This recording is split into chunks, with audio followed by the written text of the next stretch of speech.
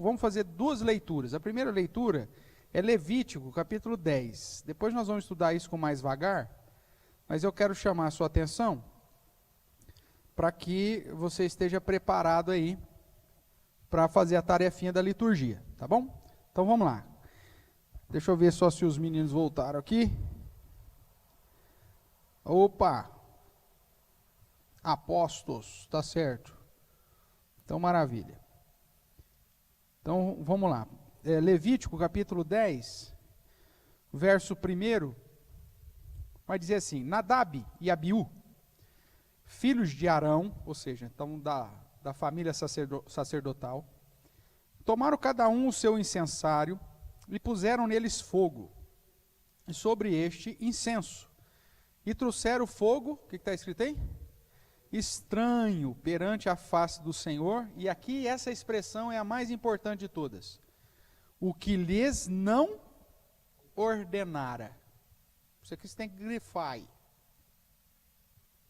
Nadab e Abiú, eles eram sacerdotes da família de Arão, da família sacerdotal, cada um tinha o seu incensário, pesava sobre eles a responsabilidade de apresentar ao Senhor e trazer o incenso perante o Senhor e piriri pororó.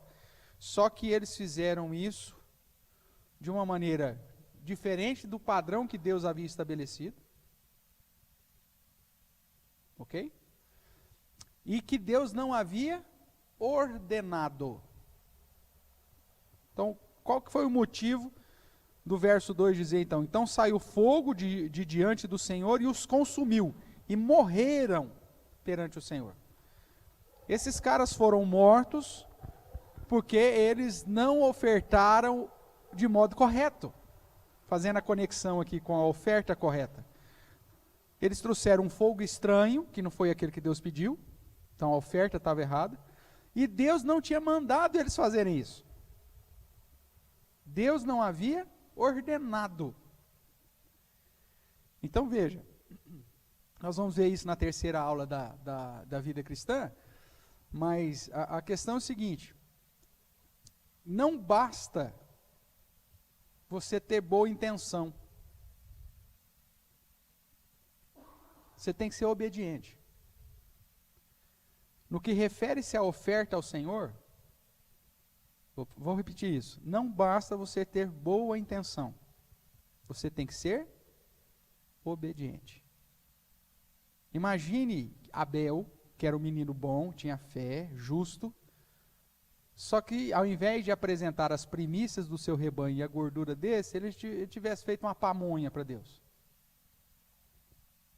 Deus aceitaria? Não, em algum lugar pede pamonha? Não, não pede pamonha em lugar nenhum. Então, mas Abel era um menino bom, cheio de fé, menino justo. Mas a oferta está errada. E Deus não ordenou aquilo, Deus não pediu aquilo.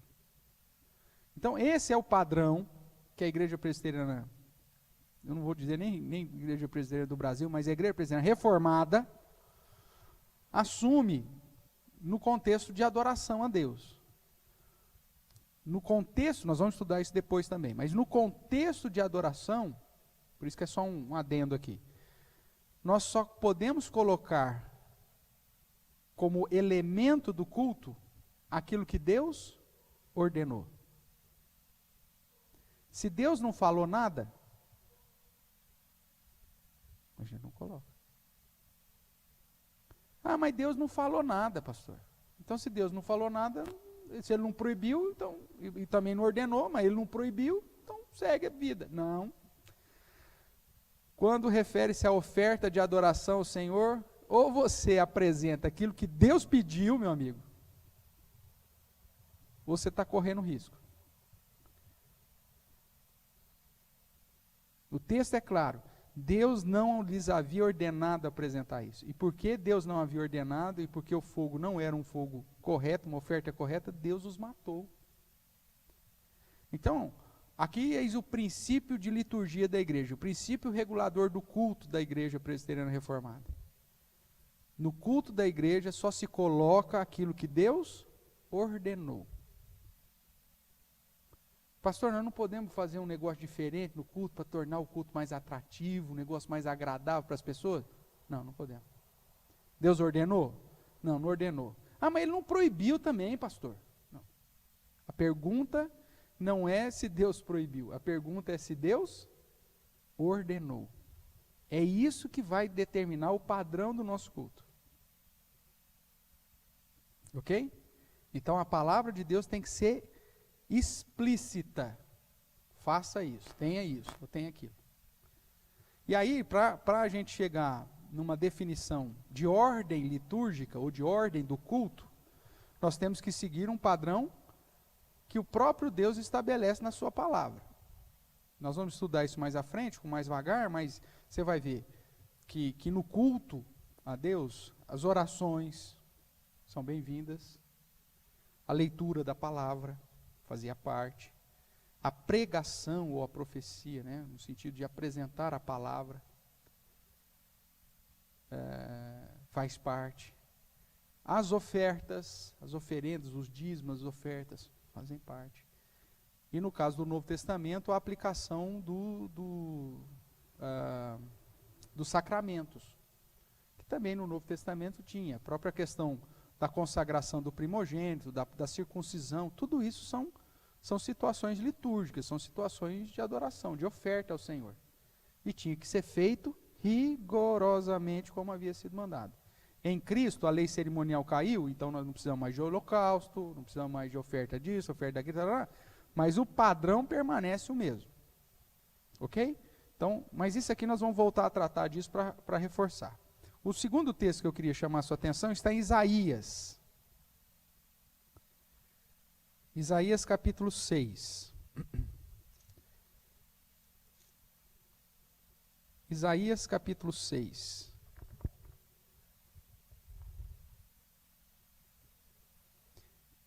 Dentro da teologia do culto, Isaías capítulo 6 se transforma num padrão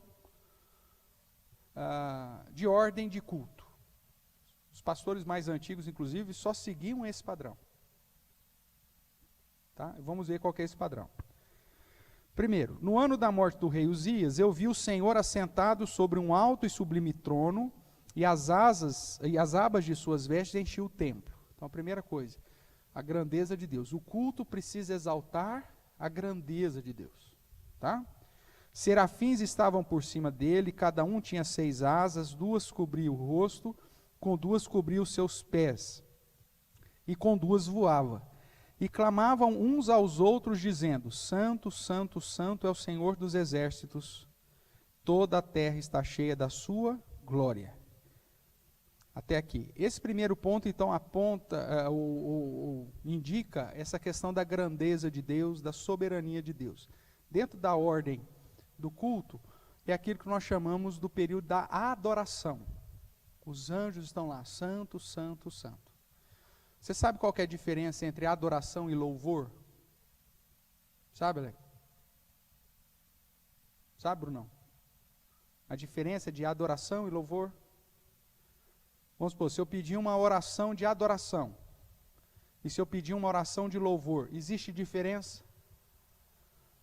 Qual que é a diferença? Vamos lá. Adoração refere-se àquilo que Deus é. Deus é santo, Deus é poderoso, Deus é grandioso, tarará. Então, o primeiro ponto da sua ordem litúrgica exalta aquilo que Deus é o que nós chamamos de adoração. Então, o primeiro ponto da ordem do culto tem que ser a adoração. Geralmente, nesse momento, então, você vai trazer um texto bíblico, uma oração de adoração, um texto bíblico e um cântico ou um louvor de adoração. Que é o primeiro ponto, é como aqui os anjos. A grandeza de Deus, a santidade de Deus, você vai exaltar.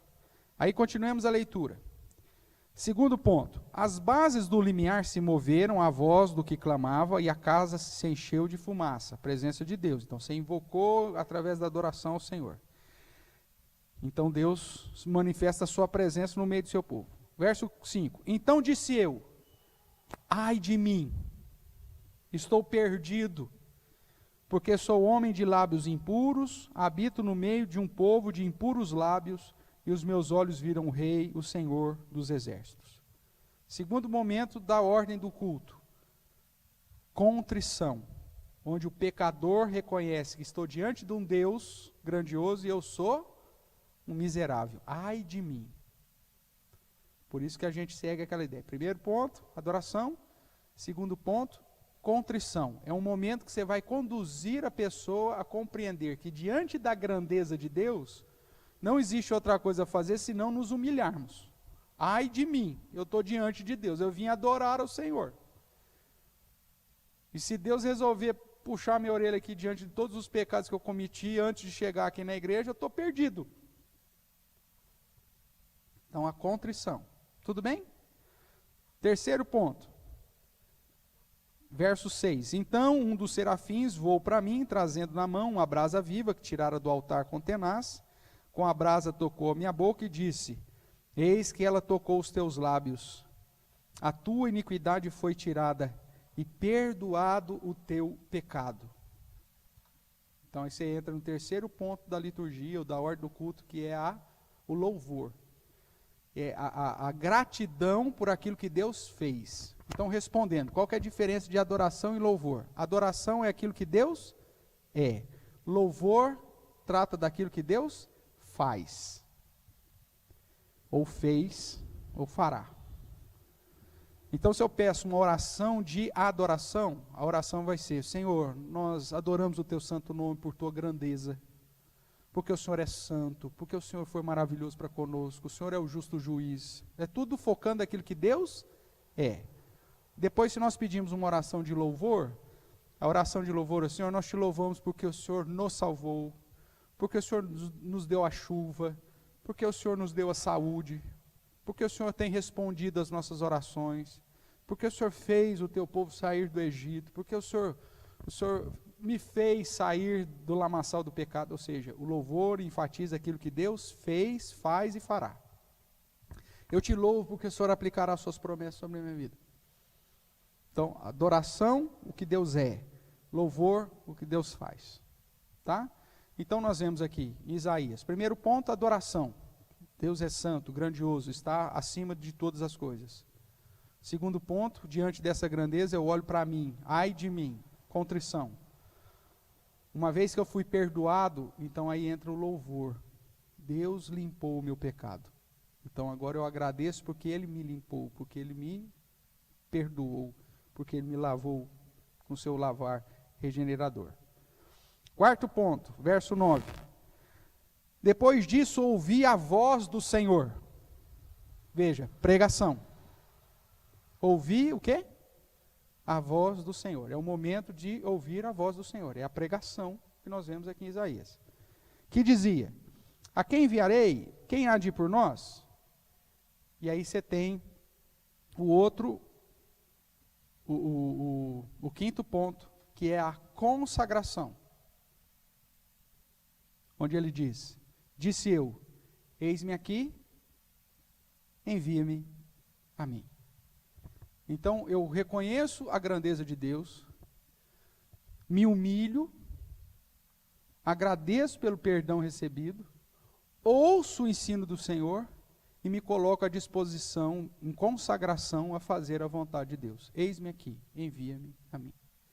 Então, olhando para Isaías, no estudo da teologia do culto, nós chegamos aí a esses 5 pontos que, de certa forma, vão limitar a minha ordem do culto. Então, o primeiro ponto, adoração. Então, geralmente, você vai pôr dentro da adoração a oração inicial, a oração de invocação, uma leitura bíblica que exalta aquilo que Deus é, e um cântico ou um hino que também aponta para a conexão com esse texto que você pegou.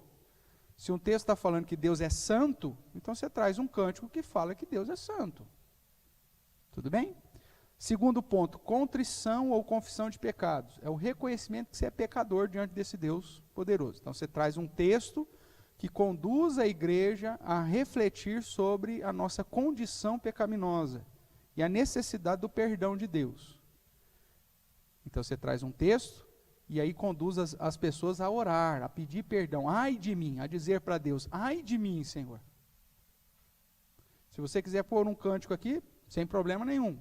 Mas um cântico que conduz as pessoas ao arrependimento. Louvor. Você pode pôr mais um texto bíblico que agora enfatiza aquilo que Deus fez por nós. Questão do perdão, questão da salvação, questão do cuidado de Deus. E aí, feito esse texto, aí você coloca cânticos que vão louvar a Deus.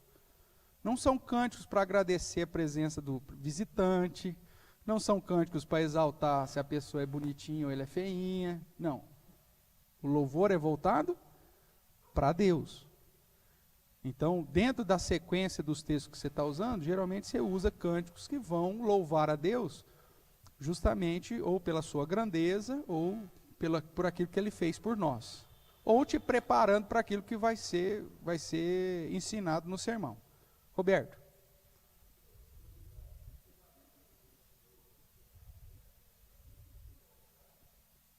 A ideia aqui, aí é uma tradição nossa.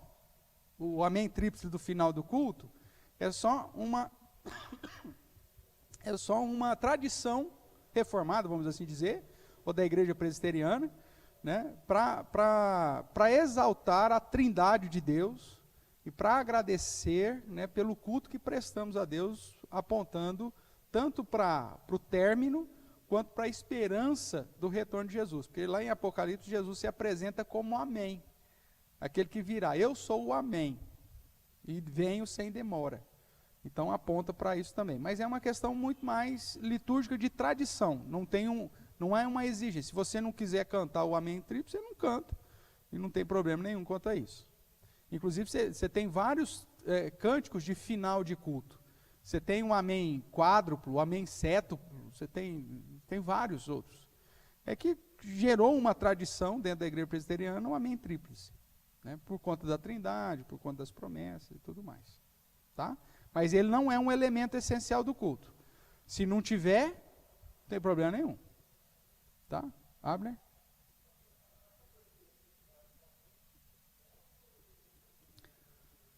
Então, dentro dessa proposta de divisão, de adoração, contrição, louvor, edificação, que é a ideia da pregação, né? Então, é edificação o nome que a gente dá. Ela pode ser encaixada tanto como edificação, dependendo da ênfase de sermão que você quer dar, ou ela pode entrar como consagração, no sentido de fazer em memória do Senhor, em testemunhar a sua fé em Jesus. Então, geralmente coloca ou dentro do momento de edificação, antes do sermão ou depois do sermão, tanto faz, né? Ou, se, dependendo do sermão que for dado, se for numa perspectiva de consagração, coloca-se após o sermão, mas já na última ponta, na última parte do culto, que seria essa consagração.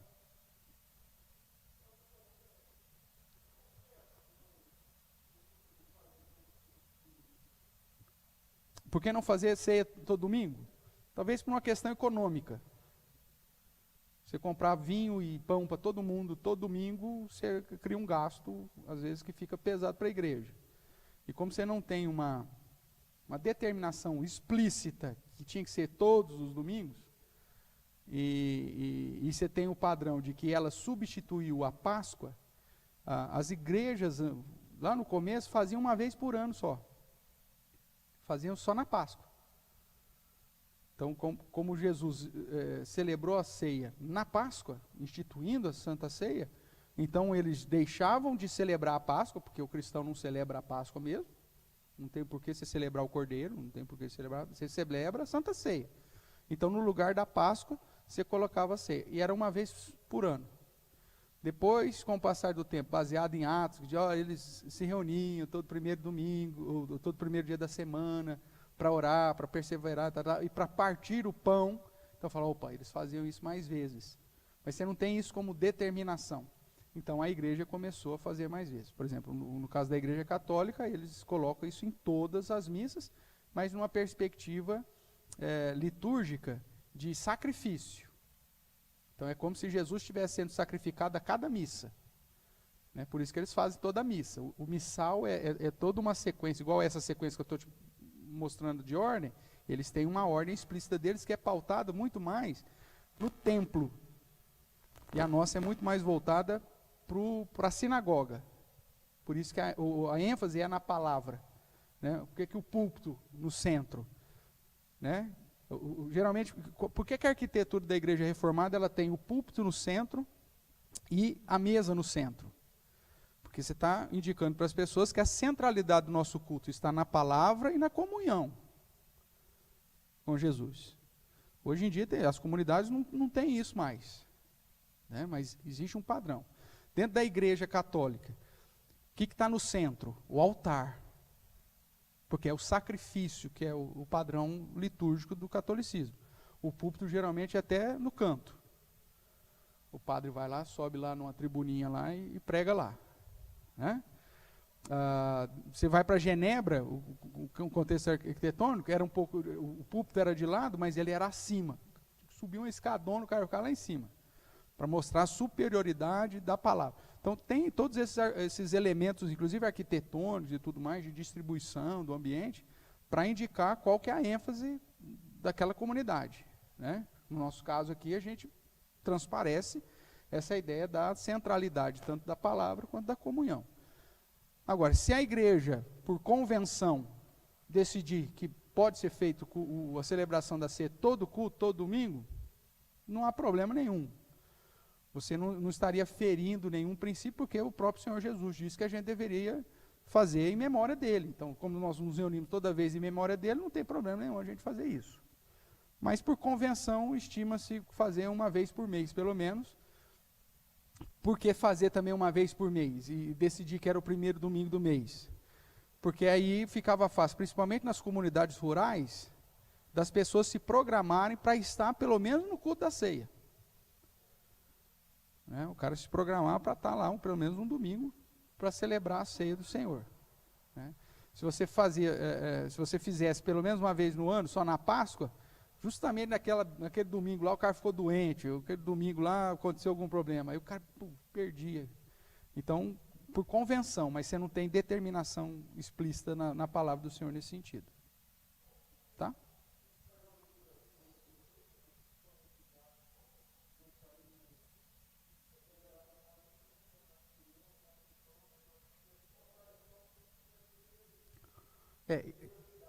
Sim, mas esse partir do pão já é uma questão que é discutida, se era a alimentação diária ou se era a questão da ceia.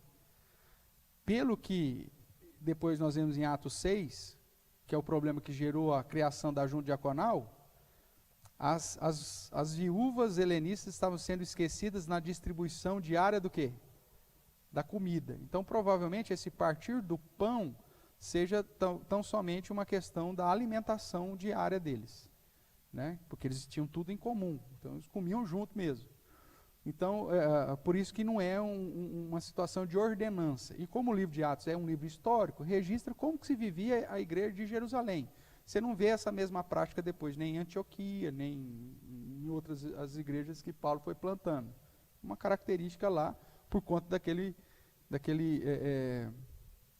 momento ali, e principalmente porque quase 3.000 pessoas se convertem, a maioria dessas pessoas provavelmente prolongou a estada em Jerusalém, elas não eram dali, mas depois do Pentecostes ela permanece um tempo a mais, né, para receber instrução, para ficar, e aí precisava que a igreja desse comida para esse povo todo mesmo, desse hospedagem para esse povo todo. Então talvez seja um contexto muito específico ali daquele período de Jerusalém. Tá? E por isso que a igreja não entende como algo explícito, determinando a realização de Santa Ceia todos os domingos. Tá? Então vamos lá, só para a gente fechar, irmãos. Então, dentro da ordem litúrgica, ou da ordem do culto, primeiro ponto, adoração. Segundo ponto, contrição, confissão de pecados. Terceiro ponto, louvor. Quarto ponto, edificação. E quinto ponto, consagração. Porque a ideia é conduzir as pessoas de modo racional a compreender cada detalhe, cada ponto do culto. Eu estou diante de um Deus grande, reconheço que eu sou pecador, que preciso da misericórdia dele, que ele me perdoou e por isso então eu posso adorá-lo, e que agora eu vou ouvir a sua voz para depois me colocar à disposição do seu serviço. Pronto. É isso que nós vemos aqui em Isaías. E aí se torna um padrão básico, simples, de liturgia. Pastor, se eu quiser começar com um louvor na ordem litúrgica, não tem problema nenhum. Só que esses elementos de contrição, de louvor, adoração, edificação, tem que fazer parte da ordem do culto. Porque senão o que você faz? Você se torna, não é um culto, se torna um entretenimento. A pessoa põe lá 1 hora de louvor e músicas que não necessariamente apontam para Deus, né? Palavras motivacionais, e não tem consagração, não tem aplicação nenhuma, não tem nenhuma condução das pessoas saírem dali no sentido de se consagrar a Deus. As pessoas saem dali com motivação para focar mais em si mesmas. O culto coaching hoje, o que é isso? O cara sai dali, amanhã eu vou mandar, amanhã eu mando currículo, amanhã eu peço emprego, amanhã eu vou pedir aumento. Porque os cultos são voltados para as pessoas. E o culto na visão reformada, ele é voltado só para Deus.